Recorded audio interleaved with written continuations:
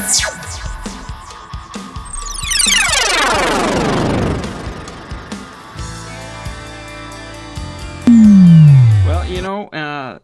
the next thing I want to talk about is Motley Crue. I love Motley Crue. Thanks to my best friend was a big Crue fan. When when you're young and you like certain music and you don't, I really didn't understand bands, not when I was younger. And the ad man, my best friend, his favorite band was Motley Crue, and he was, I believe, and I might be wrong on this, but if I had to guess, his uncle Chris and maybe Chad Engel, I think, might have got him listening to the Crue. Chad was a old friend of ours, and still is, and a very, very good drummer. And Adman's favorite drummer was Tommy Lee. I mean, that guy's like my favorite drummer. That guy, he's awesome, man. Boy, how many times have I seen the Crue? At least 10 times I've seen them, and since 1994. I saw them in 94 too when Karabi played with them, July 10th, 1994, down at Deer Creek, and it was an awesome show. There wasn't anybody there though. Motley Crue is Vince, Nicky, Tommy, and Mick. And now that Mick, he couldn't tour anymore. He's got that spinal disease, and is just in so much pain. And when I saw him in 2022, after they did the cease and desist. Everybody in the whole country should have sued Motley Crue and said, nope, we all get to come to your shows for free because, file a lawsuit, because they said, oh, we're done touring. Right. Well, they weren't. So Mick comes back. He's in no shape to do it, and you could tell too by watching him play. Now they wanted Mick to use backing tracks, which the Crues used backing tracks for a long time when it comes to, like, I think keys, maybe keyboard parts, and quite possibly secondary guitar. Maybe I might be wrong on that because I don't think Mick needs a second guitar. But I will say this: I've seen a lot of shows. And I think since the circus of they did the weird stuff with the circus stuff in when was that? The early 2000s, the Red, White, and Crue stuff. I'm pretty sure Vince has been using backing vocals or backing tracks or some of his vocal parts, and I'm convinced of that. Like Primal Scream, they had that syncopated. Wow! Yeah, I saw that in 2012 at the tour.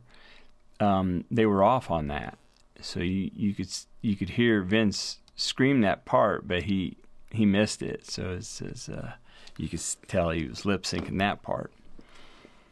Saw Def Leppard do that too in 2022 during the stadium tour with Motley Crue. I could tell Joe Elliott was using backing tracks on like Photograph and some of those harder songs to sing. I could tell Vince was definitely using them that night. And I'll be honest with you, I'm watching and I didn't think Nicky was playing live bass. Now I say that and I don't want to get sued by Motley Crue because Mick just lost the lawsuit, see. So Mick he sued those guys. He said he wanted 25%. But apparently they had in contract where if you quit touring, you don't get the 25%, tour salary or whatever. And so Mick threw out a bunch of claims. It probably could have been his lawyers that were wanting him to do this. But he said that Nicky was using backing tracks, and so was Tommy. Now I do know this for a fact. Tommy Lee, when he plays the piano on Home Sweet Home, right? Well, we're down at Deer Creek, and they come up to in the pavilion. They come up to the back of the pavilion there to be closer with the people from the lawn and anybody that's sitting right there. And they're going to play the piano set up there, and they got Mick's got a guitar up there, and I think they're playing acoustic maybe, and Tommy's up there and he's standing on the piano and he's doing his thing, calling everybody MFers and all that, like he always does, all in fun. And then all of a sudden, this is now see, Adman and I was sitting pretty close. We're not far from this at all. I mean, we look like this, and they're just right over there, maybe 20, 25 feet. And next thing you know, as Tommy is standing on the piano, you hear the ding, ding, ding, ding. You hear the piano part for Home Sweet Home. And Tommy goes, "Oh, shit!" And he jumps down, boom, lands on the bench, and then his huge long arms, and he just starts, patting like he's playing it. It already started. I saw it, anybody sitting there could tell it. He wasn't playing that live.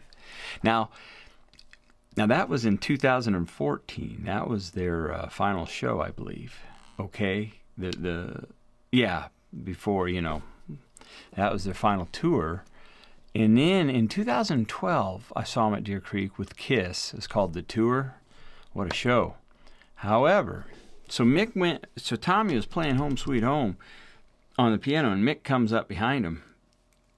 Was just laying out some serious licks, man. I was like, God, man, Mick Mars is just awesome.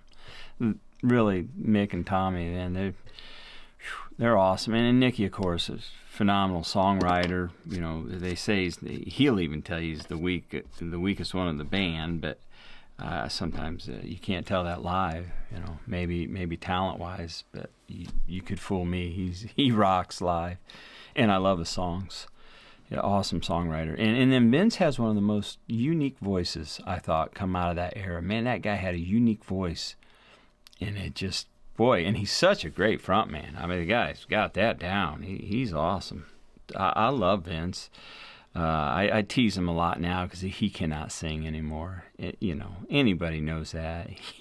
At that 2014 show, the farewell tour they did, Frankie died just the other night. Some say it was suicide, but we know. On with the show. That's it. Sorry. They sang On with the Show, and he couldn't remember any lyrics, and everybody started booing him. He couldn't remember jack crap. And everybody started booing him, and he goes, "It's been 40 years." 40 years. Yeah, I get it. Yeah. But anyway, so in 2012, Tommy's playing it, and the way his hands were, because I was watching it on the screen. We were in the pavilion, but he was back quite a ways. But it didn't look like I even told Adman, I said, I don't really think he's playing that live. I think that's a backing track. Now Mick was back there behind him, standing right behind Tommy, and man, it was rock and roll. That was the best rock and roll show I ever saw. 2012 Motley Crue. And then 2 years later, their farewell tour was the worst rock and roll show I've ever seen. So explain that. Now in 2022, they headlined that, so they went on last. Def Leppard went on before them. I think they were trading back and forth. And I left. I don't even think it was halfway through the show. I was not impressed. The only thing they had going for them, guys, I'm telling you, was their awesome light show, and the lasers are flying. They got the screens in the back and all kinds of cool stuff. That was it. I thought Nicky was not playing live bass. I thought it was a backing track. And Vince was definitely using backing tracks. And, knowing Tommy Lee has done that on the piano wouldn't surprise me. And what was up with that where he wasn't playing? There was like 2 or 3 songs he wouldn't play, and then he'd go play, and he said he had broken ribs. Well, you can't play with broken ribs whether you sit out or not. It's too hard to do what he does with a broken rib. I don't know. That was weird. Does anybody know anything about that? Anyway, how many times have you seen the Crue? Did you like them? Were they fun? Always fun for me, I thought. Except 2014, man, it was a bummer show. It sucked. Worst show I've ever seen. And it doesn't bring me any joy to say that. Thanks to the ad, man. I love that band too, And I like playing Motley Crue songs. Now John Five is their guitar player now. And if you know John Five, that guy is phenomenal. Probably one of the best guitar players in the world. That guy can, rock a Telecaster, which is my favorite guitar. But see again, that's not Mick. That's not Motley Crue. You know what I'm saying? That's not Motley Crue. You know, when Corabi was singing with him, and Corabi wrote great songs, was a powerhouse singer and guitar player. He was the second guitar player in that band, and you know, nobody was going to those shows. They showed that in the dirt, by the way, and it's true. I witnessed it, 1994. And then, of course, it's a sonic masterpiece. That album, just sonically, it's a masterpiece. But nobody went, and so I don't have any desire to go see Motley Crue without any one of the four bands.